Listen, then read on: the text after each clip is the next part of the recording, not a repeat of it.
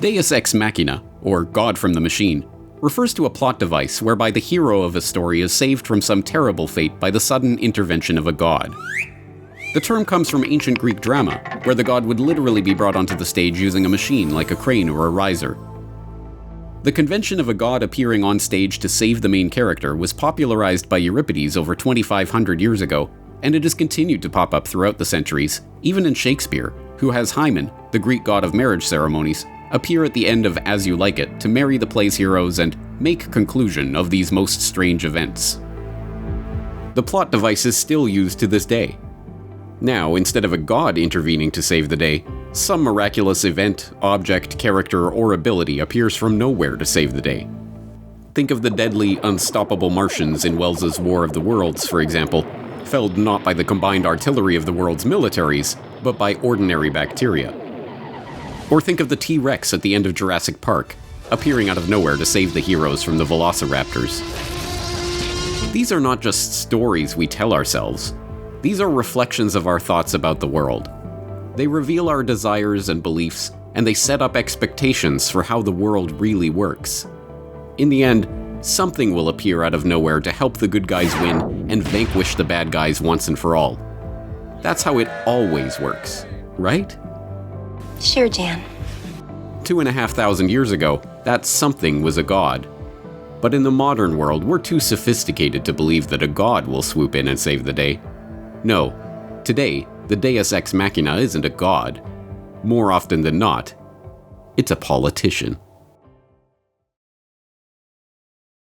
Ike for president, Ike for president, Ike for president, Ike for president. You like Ike, I like Ike, everybody likes Ike for president. Hang out the banner, beat the drum, we'll take Ike to Washington. We don't want John or Dean or Harry, let's do that big job right. Let's get in step with the guy that's hep, get in step with Ike. You like Ike, I like Ike, everybody likes Ike for president. Hang out the banner, beat the drum, we'll take Ike to Washington. We got to get where we are going, travel day and night for president. Let Adelaide go the other way, we'll all go with Ike. You like Ike, I like Ike, everybody likes Ike for president. Hang out the banner, beat the drum, we'll take Ike to Washington, we'll take Ike to Washington. Now is the time for all good Americans to come to the aid of their country. Blackrod on her way to summon the MPs. The monarch's representative, and in the tradition, will have to knock on the door of the House of Commons. Close the door!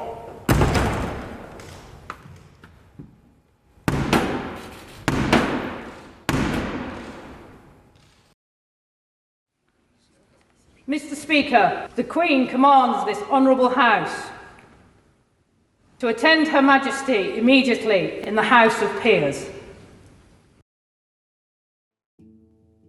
Since the age of kings and queens gave way to the age of presidents and prime ministers, an increasingly secular public has stopped looking for divine intervention to save the nation from calamity and instead begun praying for salvation from the demigods of the modern age, politicians.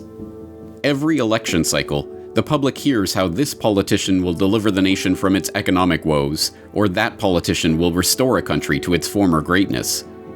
In 1916, Woodrow Wilson was re-elected as President of the United States on the back of his popular campaign slogan, "He kept us out of war." But like all of the presumptive political saviors of the democratic age, in which popularity contests determine who seizes power and the public is swayed by the nicest sounding promises, Wilson too promptly broke his word. Just 5 months after his re-election, he oversaw US entry into the First World War and gave his now famous speech assuring the public that getting the US into war was necessary to make the world safe for democracy. Similarly, Lyndon B. Johnson won election in 1964, promising to limit America's involvement in Vietnam. Some others are eager to enlarge the conflict. They call upon us to supply American boys to do the job that Asian boys should do. But this, too, was just another swiftly broken promise by yet another political savior. Air action is now in execution against gunboats and certain supporting facilities in North Vietnam. Laughably, even George W. Bush won the election in 2000, promising a humble American foreign policy and a vow to only fight short, winnable wars with well-defined objectives. But I'm going to be judicious as to how to use the military. It needs to be in our vital interest, the mission needs to be clear, and the exit strategy obvious. On my orders, coalition forces have begun striking selected targets of military importance to undermine Saddam Hussein's ability to wage war. But this pattern is not just about war, and it is not specific to any particular country. Throughout the world, politicians have won elections promising to deliver the inherently undeliverable. What Australian could forget Bob Hawke's promise to eliminate child poverty in 3 years? By 1990, no Australian child will be living in poverty. And what Greek could forget when Alexis Tsipras was swept to power with a strong populist mandate to stand up to the European Union in the midst of the sovereign debt crisis? I want to thank you from the bottom of my heart for this great victory. I feel vindicated because the Greek people gave us a clear mandate to continue the struggle to raise up our people's dignity. Instead, Tsipras immediately sold the nation further into debt by accepting the terms of a punishing €85 billion bailout package that even Syriza's own members called a betrayal of the party's promises. One day ahead of an essential parliamentary vote to secure his country's bailout deal from Eurozone creditors, Greek Prime Minister Alexis Tsipras is here trying to quell a rebellion inside his ruling coalition. Mr. Tsipras is meeting with MPs from his own Syriza party, some of whom are very disappointed and upset about a deal which includes far more austerity than the package rejected by voters at a referendum just more than a week ago. In fact, with all these decades and, in the case of the oldest democracies, centuries of broken political promises, you'd think that the public would have caught on to the game by now. But, if anything, recent events have revealed that people are becoming more addicted to this politician-peddled hopium, even as the lies and broken promises become ever more ridiculous. In 2008, this endlessly escalating wave of political insanity seemed to reach a crescendo as it dashed upon the shores of the presidential campaign of Barack Obama. There's something happening when people vote not just for party that they belong to, but the votes, the hopes that they hold in common. We are ready to take this country in a fundamentally new direction. That's what's happening in America right now. Change is what's happening in America.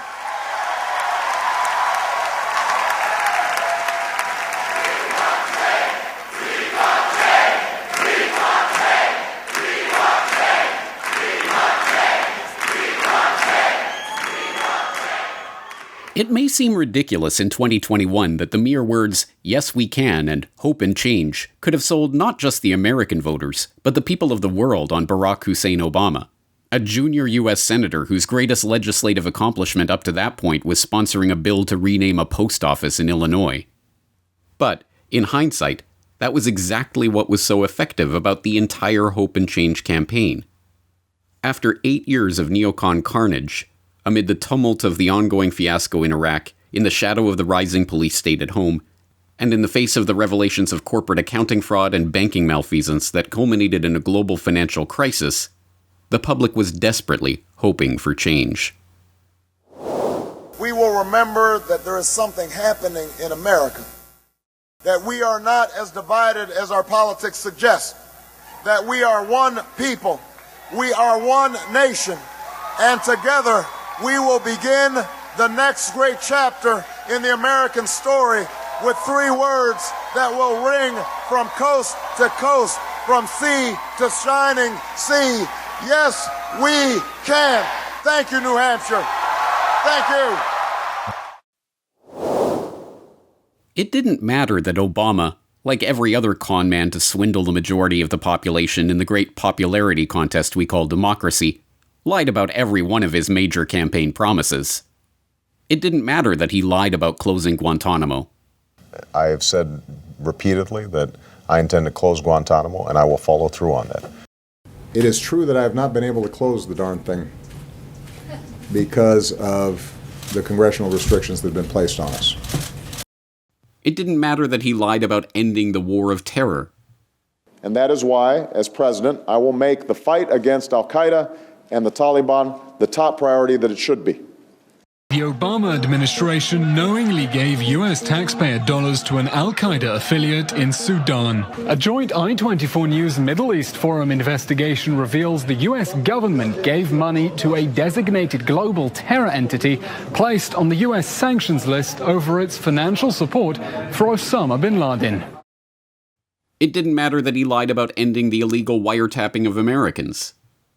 This administration also puts forward a false choice between the liberties we cherish and the security we provide. I will provide our intelligence and law enforcement agencies with the tools they need to track and take out the terrorists without undermining our Constitution and our freedom. That means no more illegal wiretapping of American citizens. I came in with a healthy skepticism about these programs.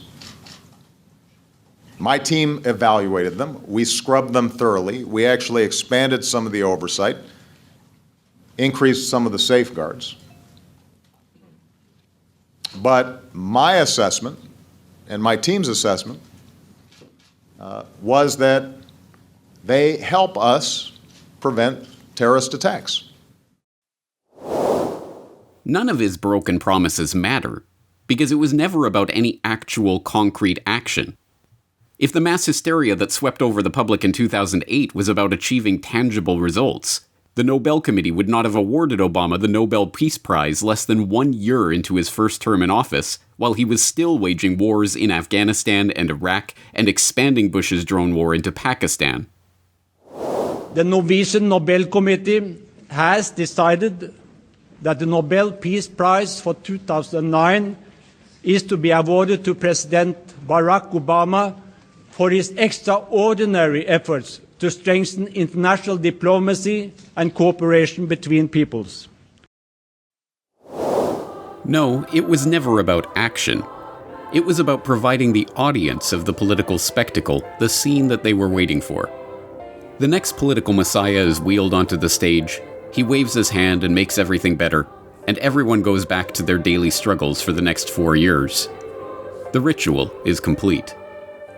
Indeed, after thousands of years in which heads of state were worshipped as literal gods on earth, or, more recently, as divine appointees, it should come as no surprise that popular presidents and prime ministers are almost always portrayed with recourse to religious iconography. The common trope of photographing presidents with the halo of the presidential seal around them is nothing new. But even taking that history into account, the religious frenzy that Obama's appearance on the national political stage caused was, in retrospect, undeniably strange. Who is Barack Obama? Contrary to the rumors that you've heard, I was not born in a manger. I was actually born on Krypton and sent here by my father, Jor-El, to save the planet Earth.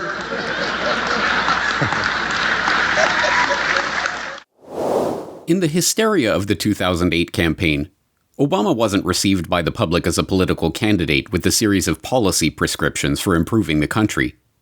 He was the god from the machine, the deus ex machina who could appear on stage and bless everyone with his absolution. Obama was not just Superman, but the god of all things, a heaven-sent shining new hope bathed in angelic light who was the literal second coming.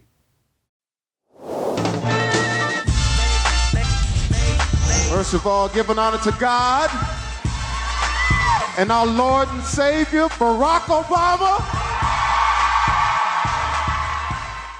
And by the time the public finally snapped from their reverie and realized that, after all, Obama was just another politician.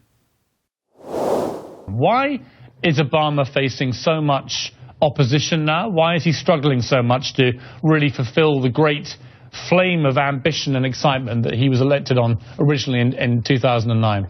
Well, you've touched on it to a degree. He made so many promises. We thought that he was going to be, I shouldn't say this at Christmas time, but the next Messiah. The former director of the Norwegian Nobel Institute says he regrets awarding the Nobel Peace Prize to President Barack Obama in 2009. He lied It's not subtle. He said there will be no spying on citizens who are not suspected of a crime. He lied. There is spying on all of us, and we are not suspected of a crime. Barack Obama is a liar. Can I make it clear? It was too late. Obama had already served his role as the next political savior, and having served that function, he could be discarded like yesterday's newspaper.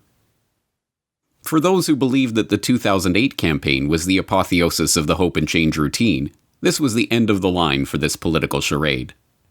Looking at the process from a rational perspective, one could be forgiven for thinking that the public had learned its lesson, and that no politician would be able to bamboozle the public like that again, as long as the Obama legacy was in living memory. But this is not a rational process, and those who believed that could not have been more wrong.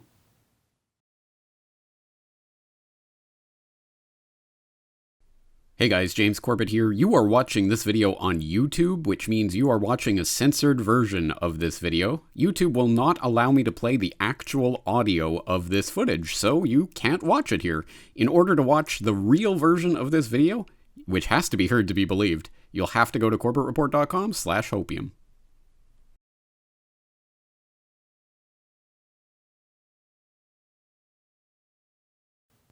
The country is saved once again.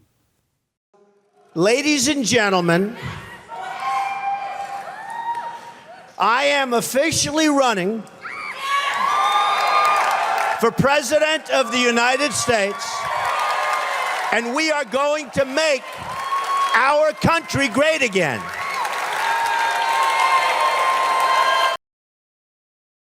I wonder what he's bobbing his head to. Well, you'll never know if you're watching on YouTube, the censorship platform.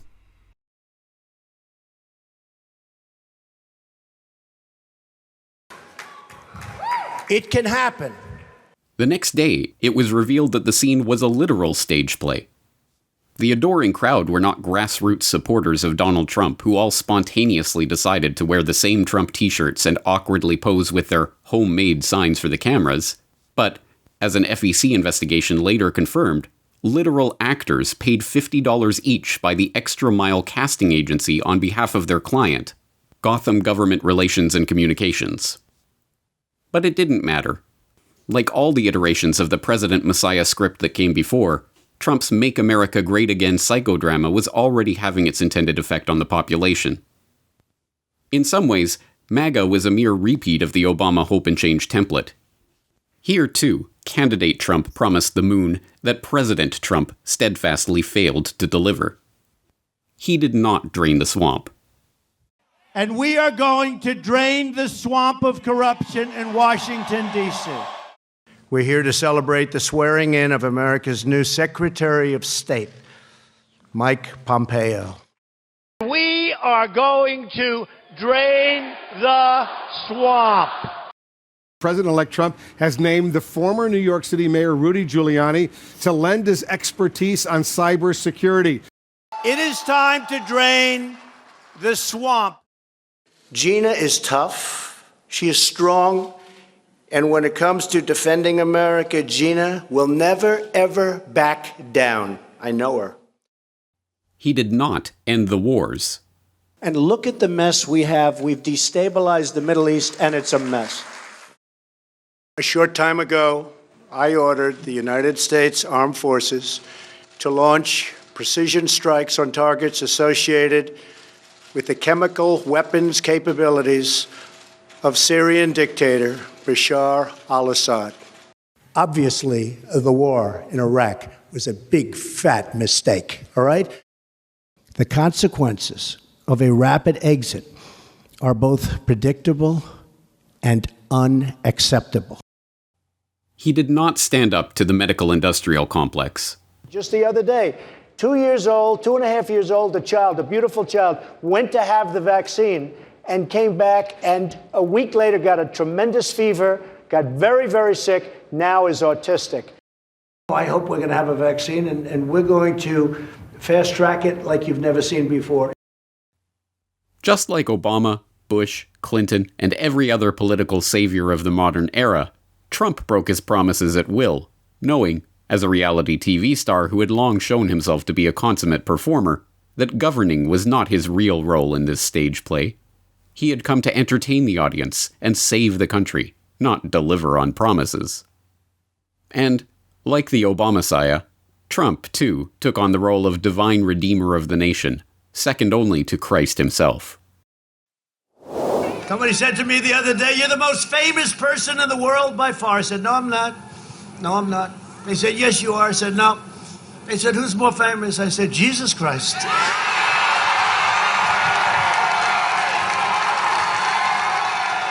Trump assured us, was loved by the Jewish people in Israel like the second coming of God.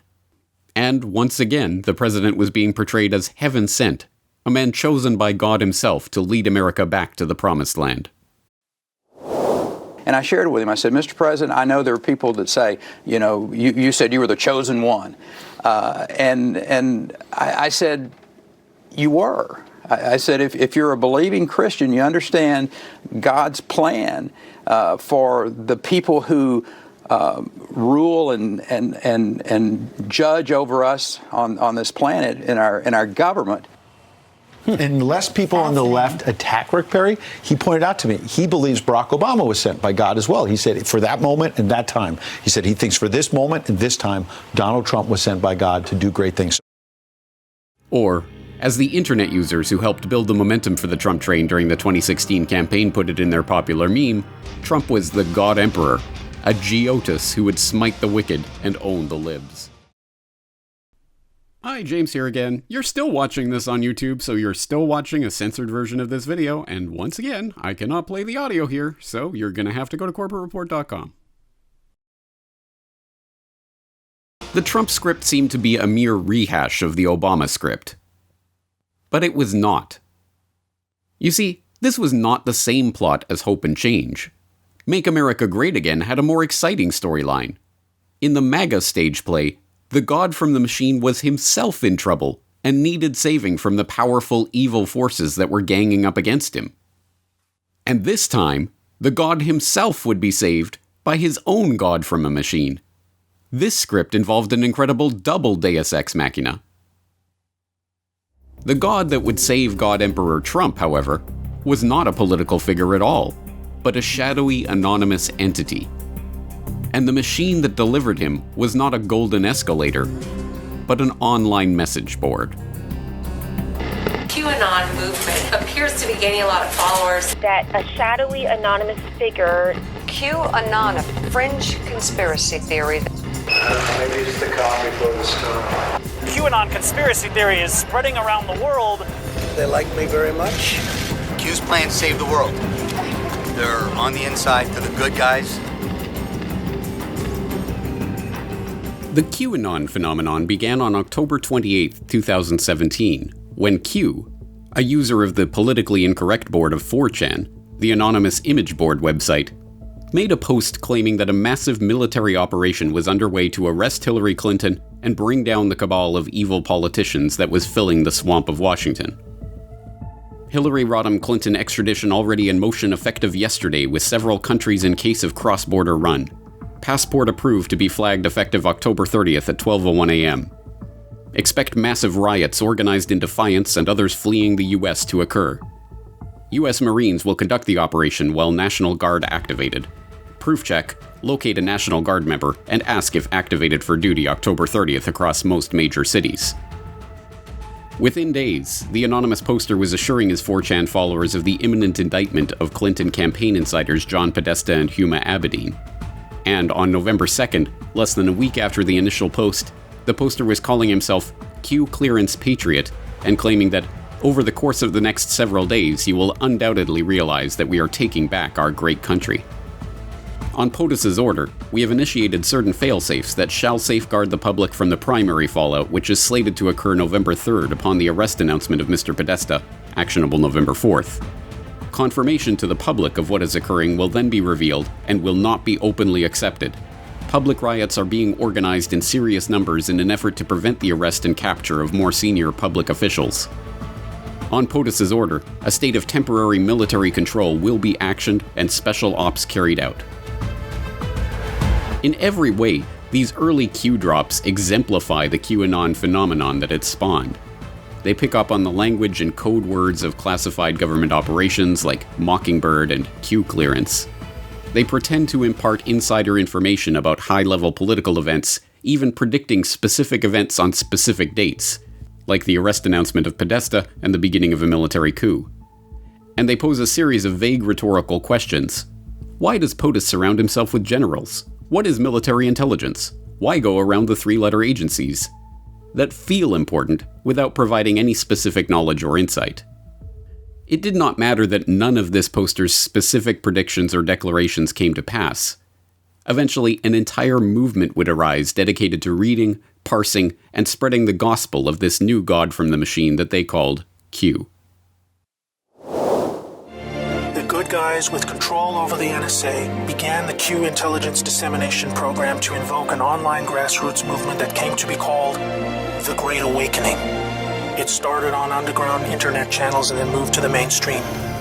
The ironic thing was that when I started reading Q's posts, for me it was like, oh yeah, okay, sure. People who worship Satan in our government. I have to speak up again for QAnon and the importance of what I'm convinced is a military intelligence operation that is for the first time assisting us. He is someone that is very much loves his country, and he's on the same page as us. The truth is, I was so relieved that there were very obviously a resistance happening to the massive corruption that had been growing in our country for so long.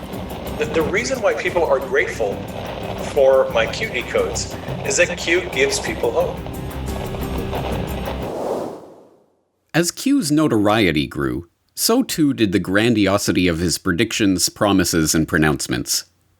Followers were told to expect false flags and that there would be fireworks, but that the president would be 100% insulated.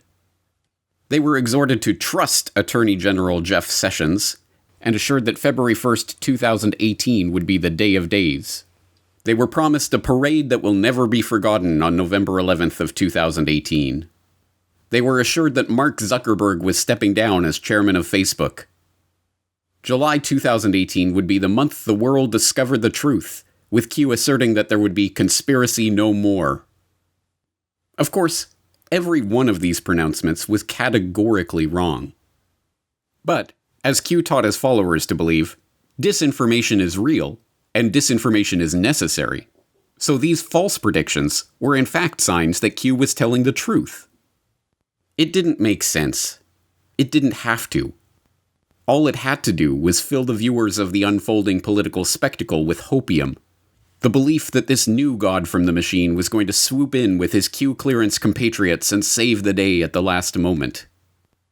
Remarkably, that belief persisted even after the last moment. And Q is having them focus on something over there while something over there is actually going on. That's the necessary part of disinformation. Donald Trump will continue to be the president of the United States for the next 4 years. There's no doubt in my mind. When I'm asked on a scale of 1 to 10, what's the scale that you put that Trump will be the next president, I say 10, without a doubt. What happened was we watermarked every ballot with what's called the QFS blockchain encryption code. In other words, we know pretty well where every ballot is, where it went, and who has it. So this is not a stolen election. On the contrary, we reversed the entire game of war along the lines of Sun Tzu, the art of war. I just want to acknowledge, because I've gotten a lot of emails today from people who are feeling absolute desperation. They think that this thing is over and that President Trump is not going to be able to do anything to stop it. I want to remind you of Sun Tzu's art of war. Make your opponent think you're weak, look weak, be strong. We've got 72 hours to save the Republic. It's not over until the fat lady sings. Wait until you see the election audit results. Remember, multiple states now are visiting Arizona. You think this is just going to stop with Arizona? No, this is where it begins. It isn't hard to see why Q became so popular. Like every good Deus Ex Machina, Q promised to deliver the audience of the current political drama exactly what they wanted. An entertaining, exciting, and satisfying resolution to the play, delivering the hero, Trump, from evil, the Democrats, just in the nick of time. It is not coincidence that "enjoy the show" and "get the popcorn" became favorite phrases of Q and the QAnon followers. This was, after all, just that. A show. A scripted drama designed to play on the psyche of the audience. But if this was a script, what was the point? It's easy to understand the presidential version of the Deus Ex Machina script. It keeps people voting and participating in a system that will continue on with an agenda regardless of who is occupying the Oval Office. But what was the point of the QAnon script? Who was the intended audience of this psychodrama, and what effect did it have on them? The clue comes in Q's constant exhortations for his followers to trust. Trust Sessions. Trust Grassley. Trust POTUS. Trust the plan. The terminology, as well as the methodology, of the Q operation evokes Operation Trust, a Soviet counterintelligence program in the 1920s that took over a pro-monarchist organization, the Monarchist Union of Central Russia. The Soviets used operatives within the organization to persuade members that they should not engage in militant activity against the government because a plan was underway for internal anti-Bolshevik forces to topple the regime. Trust the plan. In this case, trusting the plan got members of the opposition either put on trial and sent to the gulags, or blackmailed into working for Soviet intelligence. Q certainly did pacify many with his constant entreaty to trust the plan. Q also rallied people time and time again to support the policies, operations, and personnel of the very deep state that they were supposedly fighting against. Suddenly, Jeff Sessions, Bill Barr, John Bolton, and other longtime members of the political establishment were the good guys in this elaborate drama. 99% of the agents at the CIA, FBI, DOJ, and NSA were patriots who served with distinction and thus needed to be supported. The decades-long neocon dream of invading Iran became, in the eyes of Q followers, a good and noble cause. But even beyond the pacification of those who would otherwise be resisting the government, the Q army of self-styled digital soldiers provided the very foil that the deep state needed to move to the next step of their counterinsurgency program: the crackdown on domestic terrorism. While QAnon has become tied to the president, it has also caught the attention of the FBI, along with a growing number of other fringe theories. In an internal memo, the Bureau warns some of those conspiracy theories will likely motivate some domestic extremists to commit criminal, sometimes violent activity. The FBI says January's riot at the Capitol was a turning point for the conspiracy movement QAnon, with some followers dropping out, disappointed that the promises of the person behind it, known as Q, haven't come to pass. But others, the FBI says, may become so frustrated they turn more to violence, such as, quote, harming perceived members of the cabal, such as Democrats and other political opposition.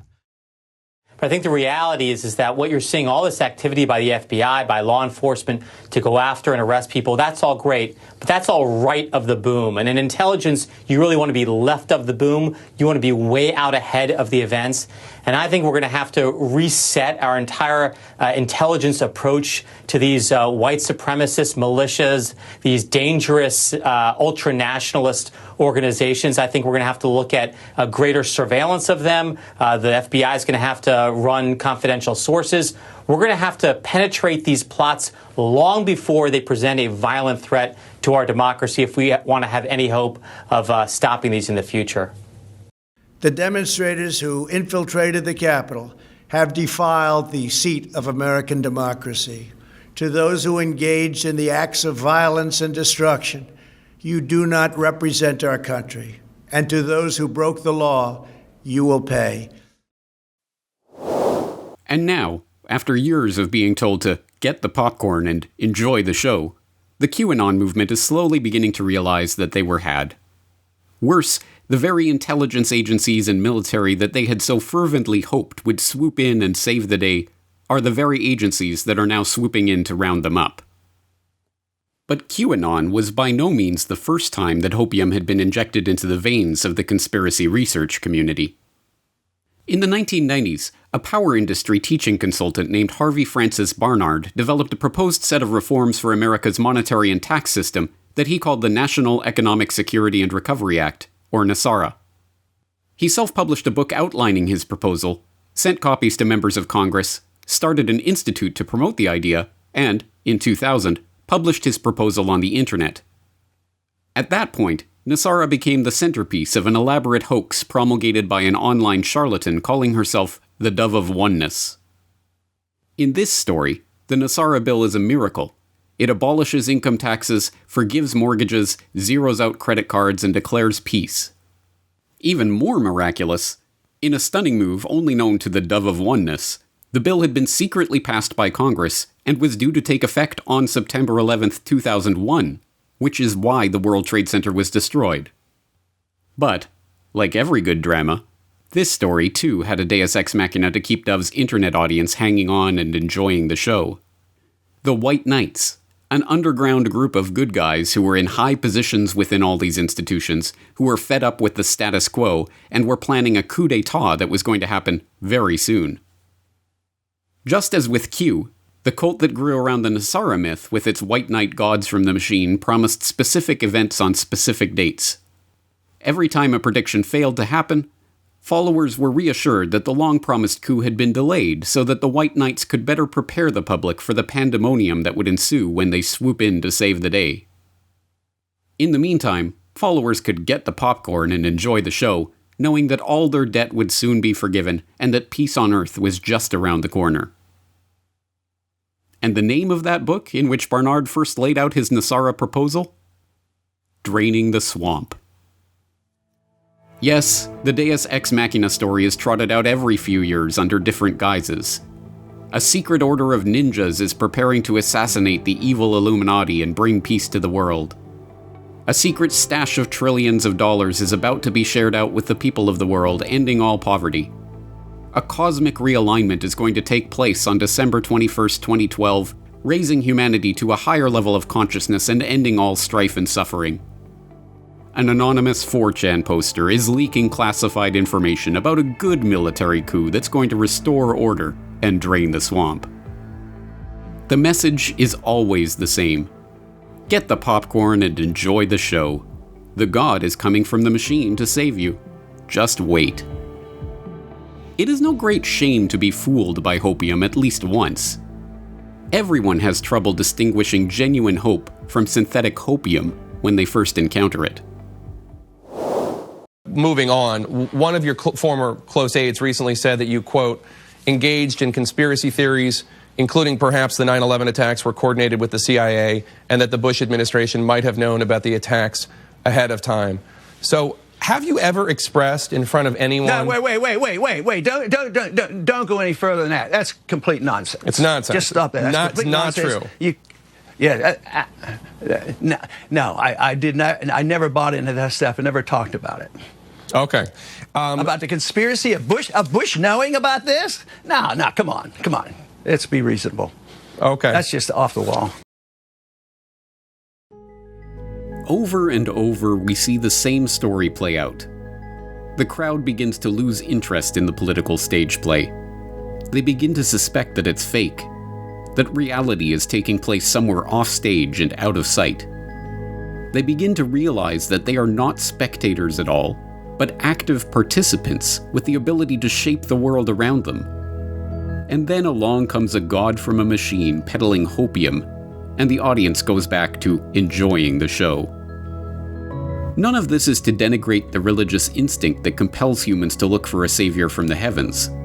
On the contrary, those with religious faith should be the most offended by this god from the machine script that sees their most cherished divine beliefs cynically played on by would-be political rulers masquerading as gods. Of course the hopium peddled by these fake gods is enticing. It's designed to be. It plays on one of our greatest capacities as human beings. Our capacity for hope. Our belief that we can make the world a better place, and that we are not condemned to forever wait for the god from the machine to deliver us from our problems. But hopium is not hope. Like opium, which binds to opioid receptors in the brain to provide temporary pain relief, Hopium is a synthetic, man-made construct which provides us with the simulacrum of hope. And, like opium, hopium can disrupt our lives, pacify us into inactivity, and make us suffer withdrawals in its absence. No, we must not abandon hope itself. As part of the triumvirate of faith, hope, and charity, hope is a virtue to be cherished. Genuine hope is the rocket fuel that humans use to propel themselves towards their goals. Without hope, there would be no motivation to do anything to improve our situation. But that is the difference. Hope compels us to go out there and try to improve our situation. Hopium, on the other hand, convinces us that someone else has taken care of the problem, that we can just sit back, get the popcorn, and enjoy the show. Like the dope peddler on the street corner, the politicians and hucksters are always ready to satisfy their mark with a dose of hopium. And the public, more often than not, is only too happy to take it. But hopium is a deadly drug, and the god from the machine is nothing but a cheap stage trick. Nothing will change until we stop enjoying the show and realize that we are not spectators watching history unfold from the sidelines. We are history's actors, and propelled by genuine hope, we can and will change the world.